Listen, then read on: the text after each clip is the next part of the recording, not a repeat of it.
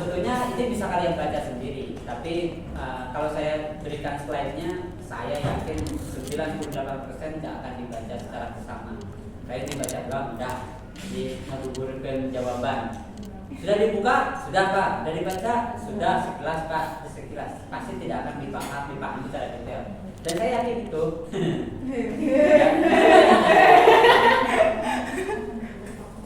98% ya, berarti ada 2%-nya yang membaca. Nah, ya, kalau dari sekian banyak orang ini, berarti sekitar 3-4 orang lah yang membaca. Selebihnya saya yakin santai aja. Karena saya juga punya pengalaman seperti itu. Ketika jadi mahasiswa, saya malas buka PPT yang dari dosen. Yang saya butuhkan adalah penjelasan dari dosennya langsung. Ya, kalau dari dosennya langsung lebih enak terimanya. Kalau dari PPT yang harus kita baca, kadang ada informasi yang tidak kita pahami. Oke. Tapi kalau yang ini di sini itu benar-benar saya detailing. Misalnya nggak perlu mikir keras karena kita lagi puasa ya. Jadi saya nggak bikin yang terlalu mikir keras. Saya udah gak bagus dia, cerai mah. Kerjaan kuliah itu. Semangat guys. Ya semangat ya. Kalian pula kalau bisa mah yuk sama saya kapan gitu ngumpul pengurus HMJ. Yuk. LDK. Yuk biasanya LDKO di saya. Terutama ketika membuat event ya. Atau jadi panitia kayak kemarin lah gitu. Ya. Saya 2 kali menghadiri kegiatan mahasiswa, yang pertama yang di DSA 1 tahun yang lalu, yang kedua yang kemarin. Baru 2 kali mengikuti kegiatan mahasiswa dan saya nggak begini deh itu alur kegiatan MC orang yang situ. Saya agak saya bukan so mengkritisi teman-teman ya ketika jadi panitia, justru kan kita ngomongin identifikasi peluang usaha ya, namanya juga mengidentifikasi. Identifikasi apa sih guys? Pernah dengar identifikasi kan? Identifikasi itu berarti ada proses pencarian itu ya, ada proses pencarian sampai hal detail, itu identifikasi. Nah karena mengidentifikasi peluang usaha, berarti kita mencari peluang usaha dengan proses yang detail. Pada dasarnya teman-teman di identifikasi ada 3. Yang pernah saya pengalaman saya, kemudian juga saya lihat buku, ternyata sinkron dengan pengalaman saya. 1, teman-teman, kita harus mengetahui kebutuhan pasar terlebih dahulu. Ya, kenapa harus mengetahui kebutuhan pasar? Ya jelas, karena kita akan usaha. Kalau usaha berarti ya pasarnya butuh atau enggak. Kedua, menemukan ide bisnis yang potensial. Kalau sudah kebutuhan pasarnya sudah teridentifikasi apa? Contoh misalnya di Cibiru ini, nanti ada teknik-tekniknya ya di slide selanjutnya. Kalian sudah menemukan kebutuhan pasar di Cibiru, itu misalnya bisnis makanan. Benar nggak bisnis makanan di Cibiru? Iya dong, mahasiswa makanan lah pasti di situ. Ya, nggak mungkin dagang baju di situ, nggak akan laku menurut saya. Karena secara peluang bisnis baju di sini untuk mahasiswa nggak mungkin. Kecuali kalau bisnis bajunya benar-benar memang out of the box, ya misalnya bikin distro yang high class itu, ngasih harga tinggi, bahan kualitas bagus, orang beli 1 saja per hari, kita sudah punya keuntungan besar. Nah bisa, kalau itu bisa bertahan si bisnisnya. Tapi yang jelas daerah Cibiru kita di sini, peluang usahanya yang memungkinkan adalah makanan. Kedua apa? Fotokopian, cetak. Itu peluang bisnis yang ada di sini. Kan sudah banyak Pak, yaitu apa? Main di kreasi, main di kreativitas. Ya. Main di kreativitas, itu bisnis cara. Yang terakhir teman-teman, mengurangi risiko kegagalan usaha. Bahasa saya mah pahit-pahitnya, papahitan. Usaha orang Sunda ya, sok itu nya bahasanya. Saya kalau bikin usaha, mau bikin usaha ya terus, saya pasti mikir pahit dulu. Kalau gagal atau kalau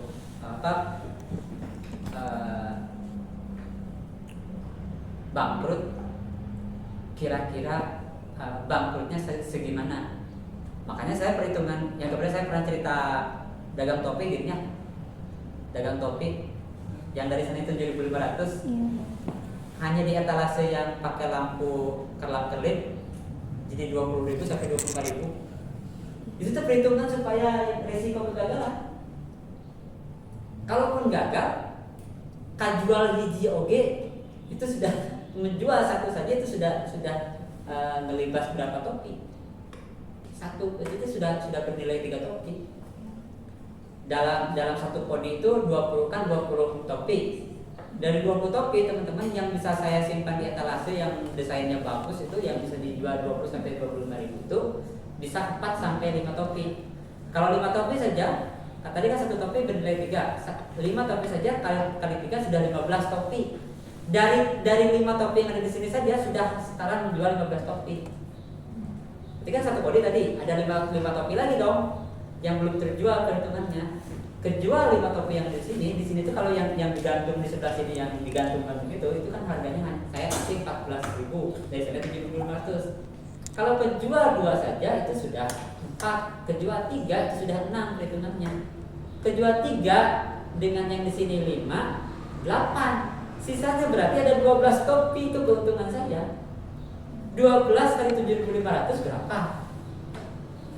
12 kali 7.500 itu berarti sudah 84.000. Keuntungan saya untuk satu itu tuh sudah ada di situ. Padahal menjual yang di sini itu sudah tinggal untung doang.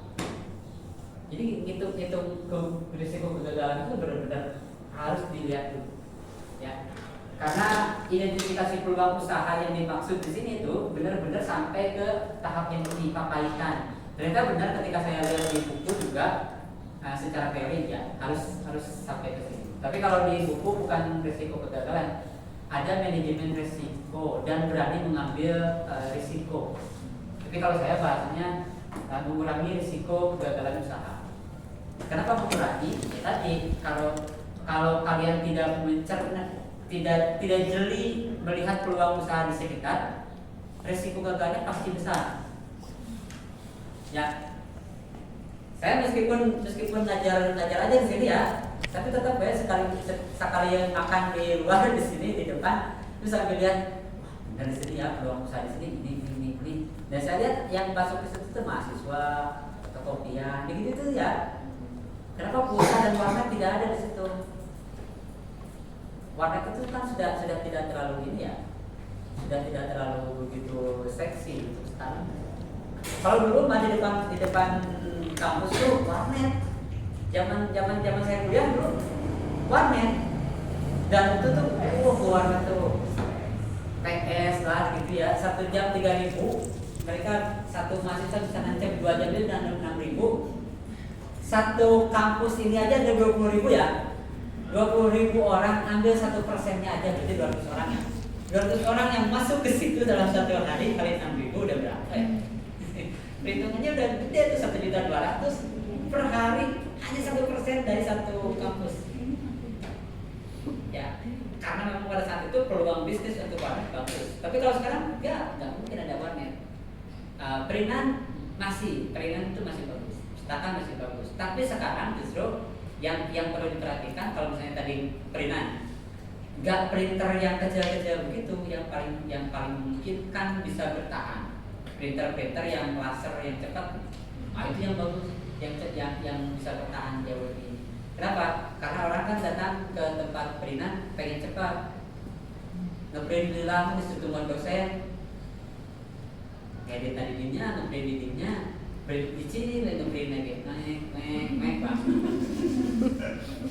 Beneran, saya kalau di sini ngeprint di depan ya, saya sudah mengidentifikasi printan yang mana yang memungkinkan cepat hasilnya bagus. Ada sebelah situ dekat JSCX apa? Tempat makan. Saya lupa nama wartegnya. Pokoknya ada warteg. Aja dapat warteg yang hijau sebelah sini. Ada di situ. Saya kalau ngeprint atau itu di situ aja. Set yang besar. Oke. Ya, langsung hasilnya laser bagus. Oke. Cepet deh. Daripada yang lain, ngeprintnya dari grip sudah. Ya enggak. Cing lagi. Ngerokok. Sudah beres sabatan, beres ke begitu Mas. Eta mulai pelan gitu. Ya. Itu kan salah satu untuk peluang usaha kita jadi. Nih, penting nggak sih identifikasi peluang usaha? Penting.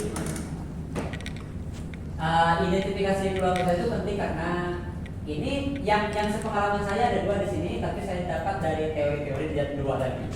Satu, membantu menemukan ide usaha yang tepat. Tadi kan kita cek di wilayah ini ada apa saja, peluang usahanya apa saja yang ada di sini.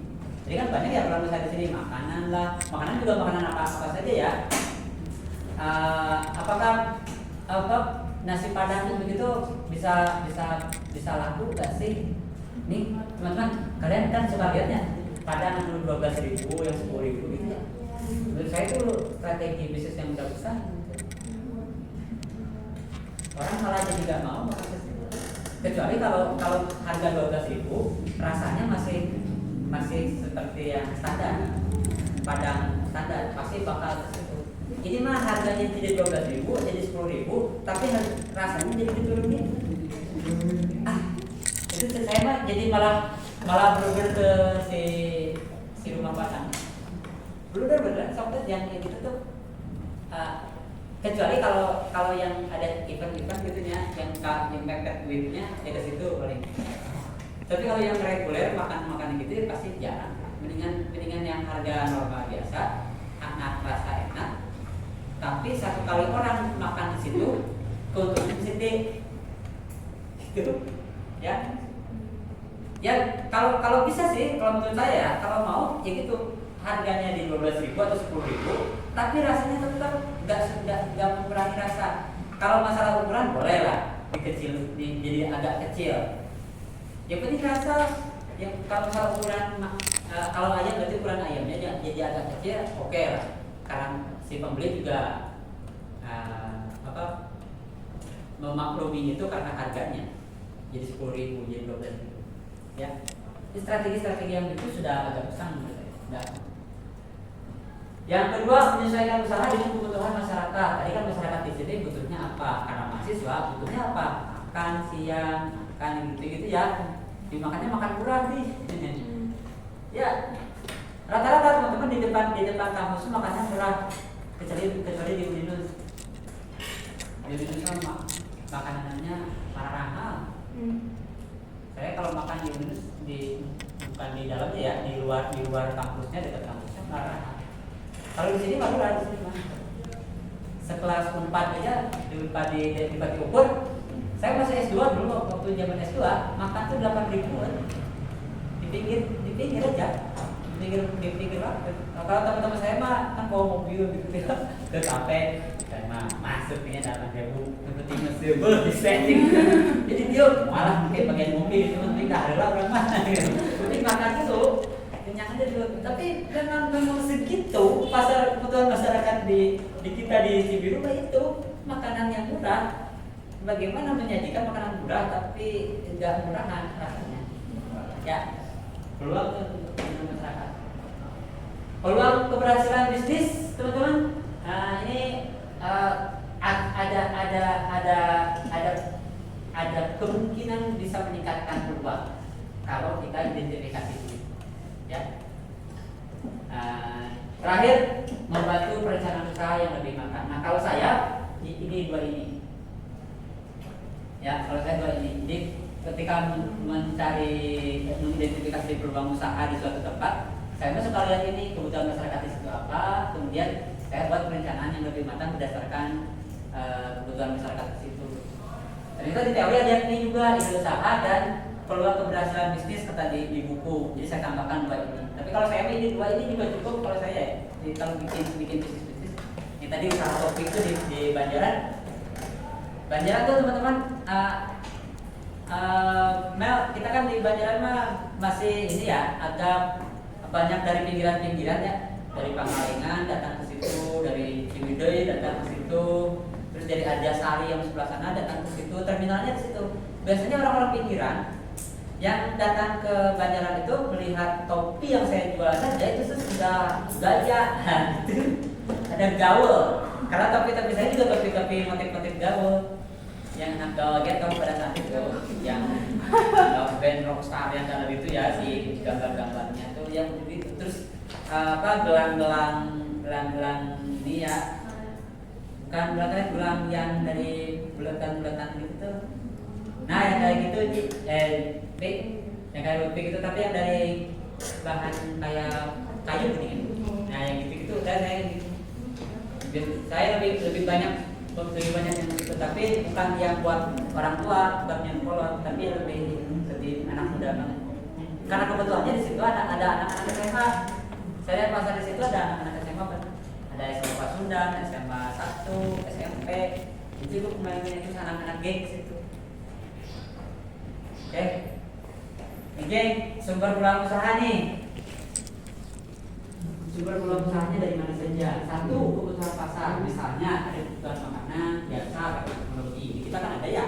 Jadi kita mah makanan, jasa ada di kita. Ada ya, jasa printer, gitu ya. Teknologi kemungkinan nggak ada di kita. Misalnya perbaikan laptop lah dan sebagainya.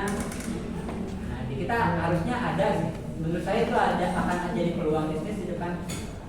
Kalau kalian buka servis laptop, servis printer gitu-gitu ya, peluang bisnis yang lumayan menjanjikan karena di sini masih jarang. Ya, orang kalau mau servis printer yang itu kan harus servis laptop printer kan harus ke daerah tengah kota, ke Plaza, ke Kosambi ya. Nah, andai kata di sini ada, dan ini teman-teman, kalau sudah menemukan satu bisnis, terus ada orang lain yang mengikuti bisnis kita yang sama produknya, jangan dimarahi, ya. Justru ayo bareng-bareng.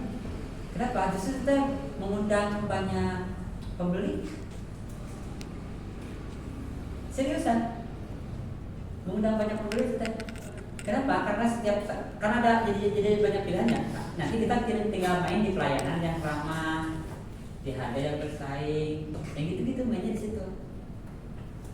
Ini aja di luar aja. Kalau ada Alfamart pasti ada Indomaret. Ya.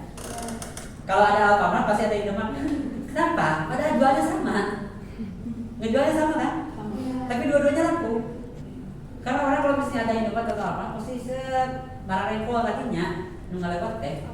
Meskipun ada warung tapi mesti mendingan ke situ. Tempat parkir enak, luas dan sebagainya. Kita main si Alfamart Indomaret tuh mainnya di situ, makanya datang ke situ gitu ya. Terus ada peluang-peluang yang lain supaya menarik orang ke situ. Ada ATM. Tahu nggak ATM itu keuntungan bagi Indomaret Alfamart apa selain nyewa tempat ATM-nya? Itu menarik pelanggan. Mau yang datang ke situ ngambil duit kumpul dari basuh-basuhan oh ya silakan aja, meskipun nggak beli di itu nggak apa-apa, karena memang dia udah tahu di situ ada ATM, pasti suatu saat dia akan ke situ lagi. Ya, kan kita mah kalau ada yang bisnisnya sama dengan kita ikut-ikutan lagi, kita ada saingan, dia justru bukan saingan, justru dia tuh peluang menarik pembeli jauh lebih banyak. Ya, peluang menarik pembeli jauh lebih banyak. Kalau ada yang buka Joko yang sama dengan kita. Serius itu mah, karena saya gitu. Di saya ini sama waktu zaman buka topi yang dengan itu, ada yang buka yang gitu juga di lantai 3. Saya nggak pernah disuruh oke, sok cincin komplit. Ternyata yang lebih komplit saya, dan saya kan masih di lantai 2 dan di bawah tangga. Jadinya ke saya. Bawah tangga saya. Karena strategi kan? Gitu-gitulah. Ya, tapi akhirnya saya jual buat beli rumah. Dua teman-teman, sumber peluang saya itu masalah yang ada di baru saya dapat di teori ya. Ternyata masalah itu sering jadi peluang bisnis. Masalah apa saja ya, tadi misalnya ada pasti laptop tuh rusak, pasti printer tuh rusak, itu kan masalah ya. Nah masalah-masalah itu yang harus kita tangkap. Kira-kira ada masalah apa saja yang ada di masyarakat di sini yang itu kita bisa jadikan peluang. Oh baju itu sering kotor, udah ada laundry, udah. Jadi kenapa kalian ada laundry, di sini ada laundry, di sini ada ini, ada ini, ada ini, ada ini? Karena memang masalahnya di situ. Masalah itu baju sering kotor dan orang nggak mau nyuci, malas nyuci. Kalau zaman sekarang mah rata-rata laki-laki dan perempuan karir. Nah itu kan masalah tuh ya. Peluang itu kan bisa jadi peluang bisnis apa? Oh ya berarti buka laundry. Oke. Sebetulnya depot air minum itu banyak, tapi sering bermasalah depot air minumnya. Ada yang kedapatan air minumnya ada jentiknya, terus di air depotnya kotor. Akhirnya yang tim biru ada tim biru di mana biru ya? Tim biru dengan packaging yang bagus, rapi, bersih, bajunya seragam, bisa naikin harga 8.000 per 1 galon, tapi dibeli ke situ. Padahal sistemnya sama-sama lain, gitu-gitu kan nih. Tapi mainnya di kebersihan, kerapihan, kenyamanan pembeli. Padahal mah datang ke situ, yang lain mah diantar, tapi mengantar darah pun. Bener nggak? Bener. Anu ngantar tuh gampang rabun baju-bajunya kayak gitu. Itu kan mengurangi kepercayaan, trust dari si masyarakat tuh berkurang di situ. Dia mengantarkan kieu terus aya jentik teh nya bener aya jentik ada teh set. Makanya dia yakin bangkrut di sebelum sekali. Oke. Masalah ada satu masalah. Itu masalah-masalah yang begitu bisa jadi peluang. Jadi kalau kalian ada yang mau bisnis galon, diupayakan yang ngantar-ngantarnya bajuan. Ya, yang ngantar-ngantar galonnya bajuan yang rapi. Yang bajuan itu yang rapi. Bukan dari baju. Maksudnya di bajuan yang rapi kan kayak yang biru juga seragam gitu ya. Meskipun seragamnya nggak bau itu tapi antara bau badan. Tapi paling itu rapi gitu kelihatannya teh gitu ya. Terus lampu harum ya. Pengalaman saya lampu itu ngaruh loh, geng. Itu energi yang kuat. Tadi yang topi 20.000 sampai 20.000 yang tadi 7.000 gara-gara di etalase ada lampunya. Lampu itu lampu neon yang panjang kan ya. Terus di bawahnya lampu neon yang warna-warni. Kan jadi kelap kelip ya bagus ya. Biar langsung ke sini. Bisa berapa? Dari 25. Tuh 25 orang. Bayar kan dirinya mah. Saya gitu kan bahasa gitu di saya bukan bahasa. Oh enggak bisa lah. Dan itu karena anak-anak muda, anak sodo gitu waktu itu. Dia karena itu dua-duanya baiklah dia kan dirinya mah kanan beli. Pak, itu kadirinya. Siap. Jadi kan dalam itu strategi saya juga. Strategi lomba jadi makin banyak yang datang di situ nongkrong, sekedar nongkrong. Nongkrongnya kopi mau lah, Bang. Itu teh sekedar nongkrong doang tuh, tapi mereka tuh menarik pelanggan kita. Tapi jangan terlalu akrab banget, beli. Tetap ada jeda. Kalaupun misalnya tadi saya nawarin kopinya kita bikinin. Jangan dia masuk ke area dapur kita. Ya, jangan sampai ada yang begitu ya. Nanti kalau kalian bikin usaha, diupayakan kalau orang luar yang masuk ke kita, jangan. Makanya di alamat yang gitu mas, selain petugas dilarang masuk, ya, karena itu kan dapur, nggak bisa. Ya banyak resikonya, pencurian lah, pokoknya banyak. Intinya jangan yang kemudian sekali-kali. Terus sumber mula usaha itu ada hobi atau minat pribadi orang. Ini bisa ya, tapi agak sulit untuk mengidentifikasinya untuk hobinya ya. Tapi kalau misalnya bisa teridentifikasi, kenapa tidak? Misalnya di perumahan kita tuh hobinya pada jogging atau lari misalnya. Kan kita bisa menyewakan alat-alat untuk jogging atau lari. Misalnya kita mengadakan, ini di sini mah hobinya karena di daerah saya mah kan pegunungan misalnya ya, tapi ada wilayah datarnya kayak ada penyewaan, saya mah siap penyewaan skuter gitu. Untuk yang lari-lari ke situ ada penyewaan skuter kan lumayan ya. Satu kali nyewa skuter bisa 5.000. Ada 20 skuter tersewakan 100.000 terus santai-santai di situ. Ya. Banyak lah teman-teman Kemudian perkembangan teknologi ini juga sama. Nah, kecuali kalau teman-temannya memang sudah jago, juga bisa. Tapi kalau jago di teknologi ya bisa main di sini. Tapi sebetulnya bukan masalah jago, kalian bisa belajar, ya belajar di teknologi. Marketplace kayak gitu deh menurut saya. Ya. Terakhir teman-teman, perubahan gaya hidup masyarakat. Ini yang perlu dijeli banget. Kalau saya ini saya fokus ke sini. Perubahan gaya hidup masyarakat di tempat saya suka analisis. Di sini juga sama. Sebelum era kalian ya, saya kan dari 2009 ngajar di sini. Udah lama banget ya. Kalian usia berapa itu 2009? Usia 4 tahun, 5 tahun ya? Usia 3 tahunan, 4 tahun. Ya, 4 tahun nanya. Benar mah astaga waktu masih kene. Kalau itu dia ais. Minta seberangkul, saya jadi panggil berangkul dari tadi. Saya pakai celana deh. Bapak terin ya ayo.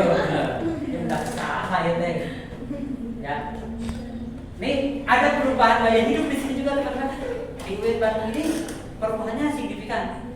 Yang dulunya misalnya dari cara berpakaian saja. Dulu kan cara berpakaian itu memang rok-rokan kayak gitu. Ya, wig kayak gini dulu di sini. Rok. Sekarang sudah yang big. Kalau yang warna kuat ya. Yang baggy yang mana? Baggy juga sama kan jadi gitu. Baggy ya? Ji, kamu aja. Nah itu yang sekarang sudah begitu ya. Di sini di kampus 2 juga sudah ramai itu yang itu kan menjadi peluang usaha juga itu. Ya. Makanya model-model juga sudah mengikuti yang begini sekarang. Oke. Itu peluang luar biasa di ini caranya teman-teman. Cara sebetulnya masih ngobrolin yang tadi ya, muter-muter di yang. Tapi intinya pada dasarnya ketika teman-teman mencari peluang usaha ada di sini. Dari yang kita bicarakan yang tadi ya ada di sini. Satu, melakukan observasi lingkungan. Datang ke lingkungan itu ada apa saja, kita beli apa saja, termasuk harga di situ. Kalau kita mau main di barang atau item yang sama dengan orang lain. Ya, contoh kalian akan warung-warungan, warung. Saya mau buka warung Pak di kapling saya. Oke, so buka kapling, belanja langsung pasang harga. Salah itu kan? Observasi lingkungan di situ, teman-teman. Minimal jajan dulu ke warung itu supaya tahu ada di sana. Jangan sampai kita ngejual gas 25.000, tapi di warung sebelah bisa menjual 23.000. Gak akan laku punya kita. Ya. Nah, benar-benar harus observasi lingkungan kita, lingkungan sekitar kita. Saya di UIN Bandung karena memang sudah ngajar lama ya, jadi saya sudah terobservasi oleh saya di lingkungan ini mah. Di sini benar-benar makanan, jasa printer yang gitu ya, yang memungkinkan bisa hidup terus di sini yang begitu. Tinggal main kreativitas. Yang kedua, menganalisis kebutuhan pasar. Kalau sudah observasi lingkungan ada apa saja, kemudian kebutuhan pasar di sini sebetulnya yang paling besar yang mana, yang paling tidak laku yang mana. Nanti justru bisa jadi yang tidak laku jika dimodifikasi bisa jadi itu kita yang paling ini. Kayak waktu itu saya lagi ya karena pengalaman saya. Misalnya tindik kan pada saat itu orang nggak mikir untuk tindik. Di Banjaran nggak mungkin ada apa, nggak kebayang ya ada tindik di Banjaran gitu saya. Tapi saya mikir enggak, tindik kayaknya bisa nih. Anak-anak di sana tuh lagi suka-sukanya tindik yang di sini kedua, di sini di bibir, tindik gitu ya dulu. Terus di sini tindik yang bolong gede. Nah gitu-gitu tuh lagi rame-rame gitu dulunya. Saya oke deh. Meskipun tadinya target saya bukan orang anak-anak itu. Tapi sasarannya ada di situ juga sih. Saya tadinya nggak akan ke situ, ya pokoknya saya mau ke anak-anak bayi aja gitu segitunya. Ternyata mereka datang meskipun tadinya aduh ini nggak boleh berenang kita harus nama bisa tunjuk.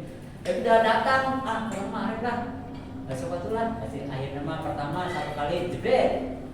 Akhirnya dia datang ke bawa temennya. Si itu bisa di dia, bisa. Jadi dia datang. Itu jadi akhir nama. Dia masuk perempuan. Nah, ekstrim perempuan saya pernah cerita di sini, geng. Dina udah perempuan dulu udah dia bujalnya. Serius? Oke, jarangnya, ya ditutup. Prak. Sakit pisan. Tapi mereka mau gitu. Dia lah. Kan so gaul ya, so anak gaul gitu. Jadi apalagi yang perempuan yang di udara gitu kan, akhirnya saya udah yakin mereka dia mah yang suka dipakai lah gitu ya, yang sama anak-anaknya bahasa di pergaulan gitu ya, yang biasanya sama anak-anak itu dipakai sama anak-anak geng gitu lah, modal satu botol ya ntar itu dipakai anak-anak di ya karena itu yang anak-anak gitu. Ya saya tahu karena saya juga pernah ditawari.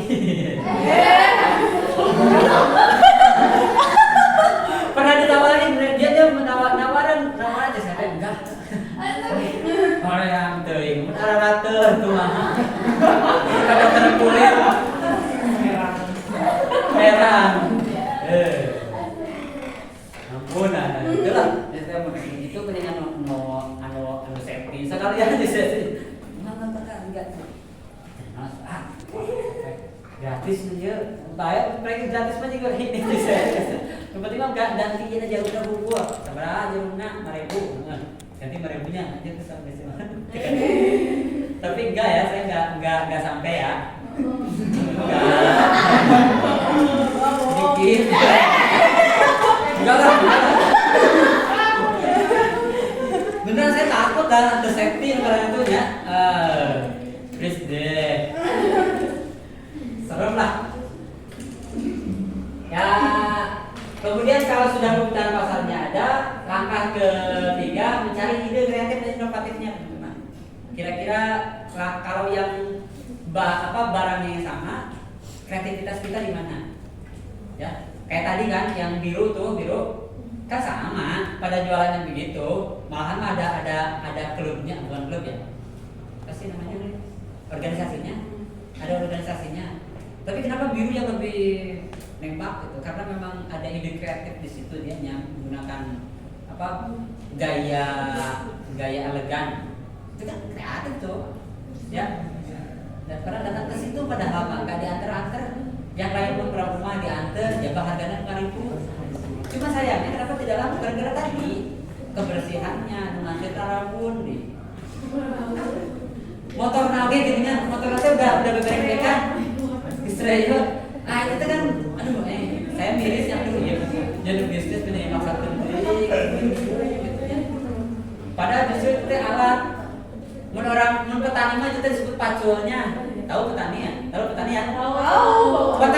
pacul cangkulnya teman-teman, cangkul teh heran dibersihan.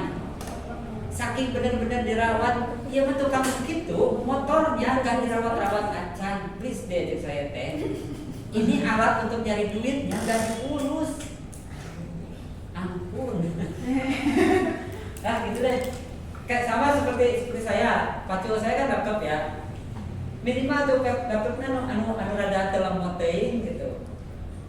Tapi masih ada dosen yang laptopnya yang udah jadul, padahal harus menang sendos, naon ngirit-ngirit teh ke saya gini. Kadang perlu dipakai kalau itu. Pak kenapa enggak Mac? Mac memang kalau Mac enggak gitu kalau saya. Ya. Mac mah kalian atau Mac yang Apple gitu ya.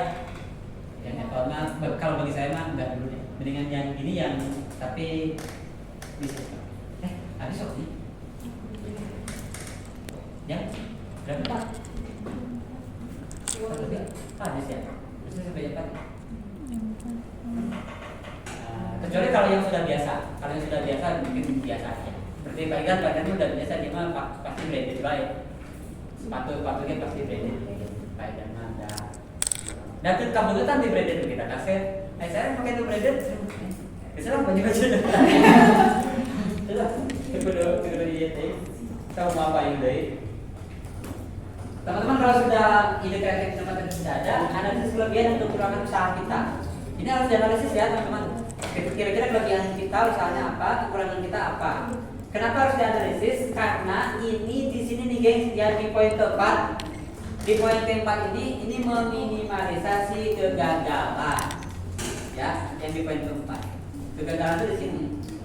Nah, baru terakhir mempelajari peluang dari usaha yang sudah ada yang dibuat yang tadi ya. Kalau kalian buka warung-warungan minimal jajan, beli tahu harga gas di orang lain, tadi tahu harga roti Alfa di orang lain berapa. Ada yang jual 3.000, padahal ada yang jual 2.000. Ya kita udah gimana kalau jual 1.500 kan dari sananya 1.500, paling enggak ya 2.000.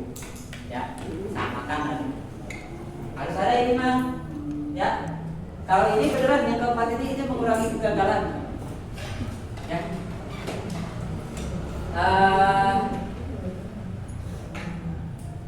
ini cepat aja ya teman-teman. Peluang usaha yang baik ini teman, memiliki peluang keuntungan. Oke, kalau nggak ada peluang keuntungan jelas tidak. Kerja bakti, kerja bakti macam begituan. Terus jadi RT datang. Ya. Kedua, sesuai dengan kemampuan dan modal. Pak, kita modalnya belum ada besar, ya udah modal kecil aja dulu. Oke, kecil-kecil juga nanti bisa jadi lebih besar. Ya, kemampuan kitanya apa? Udah segitu aja. Kalau pengen jebret gede-gede tuing, itu akhirnya mah nggak kebual. Banyak teman saya juga sama, dia ngambil uang ke bank 100 juta. Saya kebelian dong, akhirnya kebelian itu karena dia penghitungan keuntungannya nggak sesuai dengan setoran per bulan. Dia ini bisa ketutup per bulannya ke bank, tapi kan namanya bisnis ada fluktuatif, ada orangnya, ada jeleknya. Akhirnya mobil jadi jual. Kemudian memiliki pasar yang jelas. Jadi pasarnya kan harus dilihat ya. Ini yang benar-benar nih. Pasarnya jelas ada. Terus memiliki keunikan atau tambah nilai. Tadi kan ada inovasi kreatifnya ya. Itu di situ nilai uniknya di situ. Dan terakhir teman-teman ini yang penting, paling penting nih geng, berpotensi berkembang di masa depan. Saya pernah ngomong minggu kemarin itu atau pertemuan pertama saya lupa.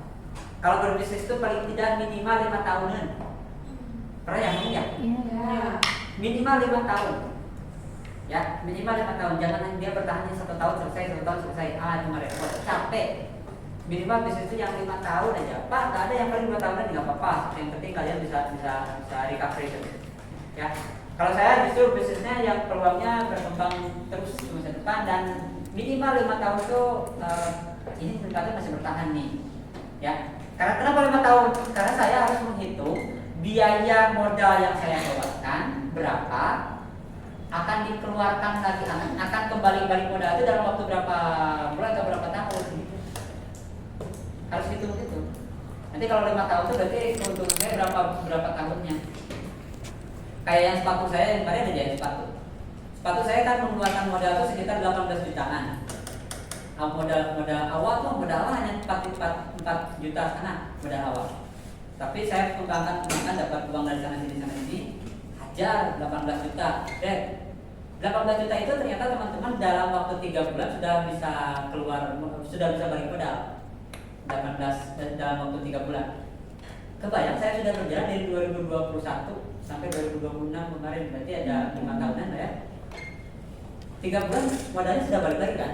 Sudah disimpan modal saya. Berarti sisanya untung semua. Jadi kalaupun saya kembali bisnis saya, nggak rugi, memang itu keuntungan saya semua. Ya, dan modalnya mah sudah ada disimpan bahkan di emas istri saya. Modalnya sudah masuk ke emas istri saya yang dalam kita. Jadi yang sisanya nggak memang keuntungan. Di keuntungan itu mah udah mau di gimana juga tinggal main di inovasi dan sebagainya. Itu nih geng, ya. Makanya potensi bisnisnya diupayakan jangan yang kere-kere, yang apaan yang mana. Terakhir ini guys, ya terakhir aja nih. Ini untuk kere-kere mah terakhir ini. Faktor-faktor yang mempengaruhi keberhasilan peluang. 1. Modal, betul ya, ada modal. 2. Keterampilan. Kalau zaman sekarang teknologi, teman-teman. Selanjutnya adalah lokasi usaha yang bagus. Terakhir, persaingan pasar. Yang tadi, kalau ada Indomaret pasti ada Alfamart. Persaingan pasar, ya, meskipun dua-duanya jual yang sama. Kadang saya juga awal-awal kan dulu mikirin, Indomaret, kayak Alfamart nih, pembarengan jual sarua. Mau apa juga tuh salah sehingga ternyata nggak begitu. Justru itu menarik pembeli jauh lebih banyak. Kalian tahu pasar kan? Sering ke pasar? Ada yang pernah ke pasar? Yang jual itemnya sama banyak? Yang beragam banyak? Kenapa orang pada ke situ? Karena yang jual di situ banyak. Jadi orang pada ke situ kan? Tinggal main di packaging, main di kreativitas, udah pasti ke kita. Kamu gaya ngomong nanti tadi, bu kerja, suka tuh ya pilihannya sorangan lah. Beda jangan, oh iya silakan ibu, lese sama pasti. Gaya komunikasi juga itu teh mempengaruhi. Ya, kenapa pasar bisa banyak orang ke situ? Karena yang dagangnya banyak, persaingannya banyak, orangnya pun banyak datang ke situ. Kalau orang sudah banyak ke situ, tinggal mainkan kreativitas kita di situ. Oke. Kalau kreativitas kita berterima dengan yang orang banyak datang ke situ, udah usaha kita pasti TOP begitu.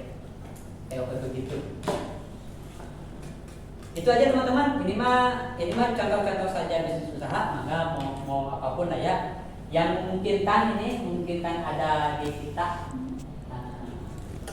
Yang memungkinkan bisa teman-teman pakai di wilayah kita mah yang gini paling makanan dan minuman di kita mah ya, bisnis online atau bikin toko online gitu ya. Itu memungkinkan. Kalau bisnis online kan kita nggak harus standby di toko kita gitu ya, bisa dipegang di handphone. Ketika ada notifikasi ada yang beli di kita, beli yang doang ya. Jasa desain grafis di zaman sekarang nih ya, jasa desain grafis di zaman sekarang masih bisa. Kenapa? Karena ada bantuan AI. Nanti kita bisa minta bantuan AI. Karena di wilayah kampung-kampung, nanti lihat aja pasarnya di mana. Kalau pasarnya daerah kota gini, desain grafisnya udah agak terlalu ini. Tapi kalau kaliannya datang ke daerah kampung-kampung, ada jasa desain grafis itu pasti masih bisa. Laundry mah gak ada lakinya kayaknya. Ya, laundry mah di wilayah saya jadi saya ya nggak jajan laundry teh, tapi ada aja. Ya. Paling wangi, paling rapi, paling cepat, itu pasti paling laku. Dan yang paling utama cepat. Baju mah cepat. Selain wangi ya, tapi yang paling utama cepat baju. Kalau lama, udah pasti gak kapok utang situ lah. Laundry. Saya mah benar-benar ngitung-ngitung ya, karena itu karena dulu. Usaha kerajinan tangan jika ada, kayak kemarin deh kalian ya, tiba-tiba di bawah bikin yang itu, laku. Cuma gitu doang. Itu kan kerajinan tangan yang memang gengsi banget. Saya bawa data anak saya juga, Neng, iya ya mau lucu. Dia tuh udah gitu.